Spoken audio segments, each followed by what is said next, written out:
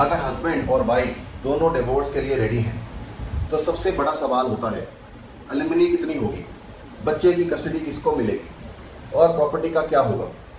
बहुत लोग emotional decision लेकर सेटलमेंट साइन कर देते हैं और बाद में रिग्रेट करते हैं।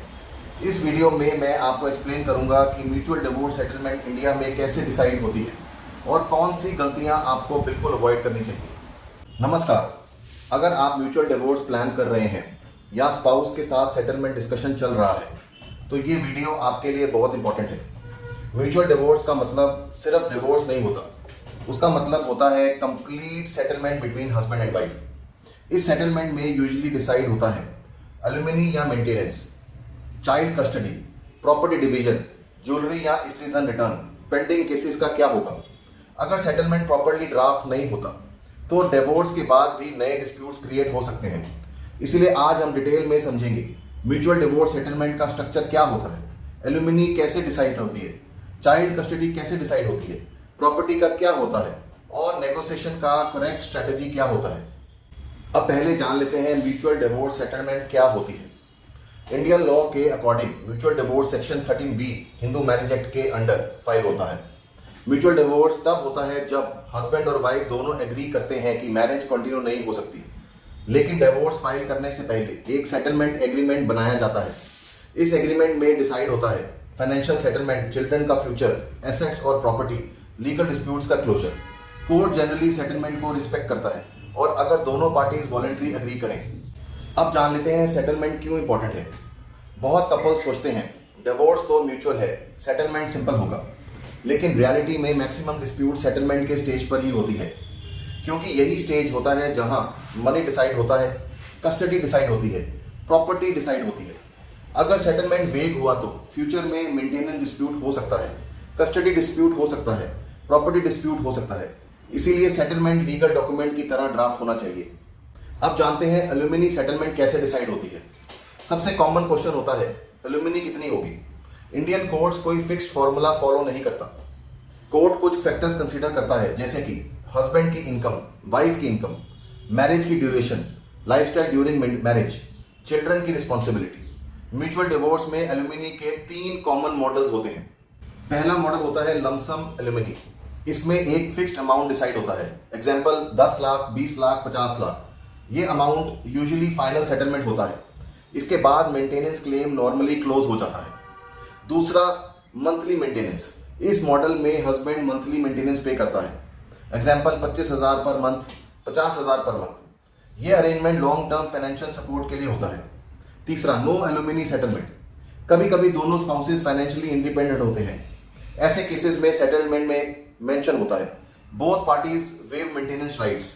कोर्ट यूजुअली ऐसे सेटलमेंट्स को एक्सेप्ट करता है। अब जान लेते हैं चाइल्ड कस्टडी म्यूचुअल डिवोर्स में कैसे डिसाइड होती है। अगर चाइल्ड है तो कस्टडी सेटलमेंट का सबसे सेंसिटिव पार्ट होता है। कस्टडी के 3 कॉमन अरेंजमेंट होते हैं।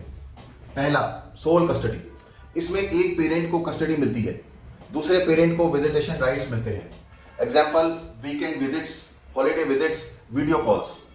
दूसरा है जॉइंट कस्टडी। इस अरेंजमेंट में दोनों पेरेंट्स पेरेंटिंग रिस्पॉन्सिबिलिटी शेयर करते हैं। चाइल्ड का टाइम दोनों पेरेंट्स के साथ डिवाइड होता है। जॉइंट कस्टडी अर्बन केसेस में काफी कॉमन हो रहा है। अब जान लेते हैं तीसरा विजिटेशन राइट्स। अगर कस्टडी एक पेरेंट को मिलती है तो दूसरे पेरेंट को रेगुलर कॉन्टैक्ट राइट मिलते हैं, एग्जाम्पल में monthly meetings, school events, festivals. Court ensure करता है कि चाइल्ड का रिलेशनशिप दोनों पेरेंट्स के साथ मेंटेन रहे। अब एक और इंपॉर्टेंट पॉइंट जान लेते हैं प्रॉपर्टी डिवीजन म्यूचुअल डिवोर्स में कैसे होती है। Indian law automatically marital property divide नहीं करता, लेकिन म्यूचुअल डिवोर्स सेटलमेंट के थ्रू प्रॉपर्टी इशू रिजॉल्व किया जा सकते हैं। एग्जाम्पल में house transfer, joint property settlement, bank deposit division और इन्वेस्टमेंट सेटलमेंट। अगर प्रॉपर्टी सेटलमेंट डिग्री का पार्ट बन जाए तो वो लीगली इन्फोर्सेबल हो जाता है। अब म्यूचुअल डिवोर्स सेटलमेंट स्ट्रेटेजी के ऊपर भी बात कर लेते हैं। अब सबसे इंपॉर्टेंट क्वेश्चन, सेटलमेंट नेगोशिएट कैसे करें। स्टेप 1, इश्यूज आइडेंटिफाई करें। सबसे पहले क्लियर लिस्ट बनाएं, alimony, child custody, property, pending cases. इससे नेगोशिएशन स्ट्रक्चर्ड होती है। Step 2, financial clarity. Settlement discuss करने से पहले फाइनेंशियल इंफॉर्मेशन क्लियर होनी चाहिए, income, assets, loans, liabilities.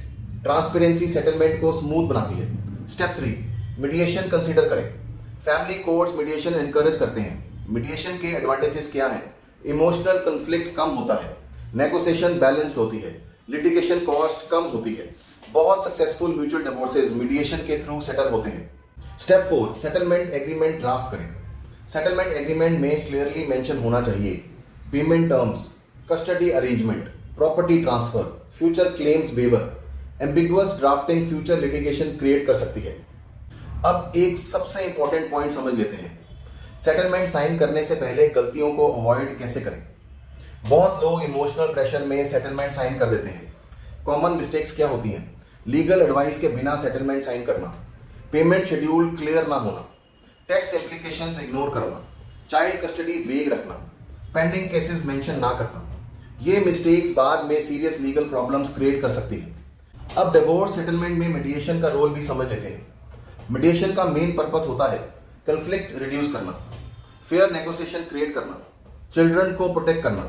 Mediator neutral होता है, वो दोनों पार्टीज को गाइड करता है ताकि बैलेंस सेटलमेंट हो सके। एक मेरी इंपॉर्टेंट एडवाइस याद रखें, अगर आप म्यूचुअल डिवोर्स कंसीडर कर रहे हैं, इनफॉर्मल एग्रीमेंट्स अवॉइड करें, सेटलमेंट को प्रॉपर्ली ड्राफ्ट करें, फाइनेंशियल इम्प्लीकेशन समझें, चाइल्ड कस्टडी केयरफुली डिसाइड करें और सबसे इंपॉर्टेंट लीगल एडवाइस जरूर लें। हर डिवोर्स केस अलग होता है। अगर आप म्यूचुअल डिवोर्स सेटलमेंट डिस्कस कर रहे हैं और समझना चाहते हैं एलिमनी का फेयर अमाउंट क्या हो सकता है, चाइल्ड कस्टडी का बेस्ट अरेंजमेंट क्या हो सकता है, प्रॉपर्टी सेटलमेंट कैसे ड्राफ्ट करें, तो मैंने एक डिटेल आर्टिकल लिखा है, उससे पढ़िए और समझिए। और मैंने एक कंटेस्टेड डिवोर्स चेकलिस्ट तैयार की है, दोनों का लिंक डिस्क्रिप्शन में दिया गया है।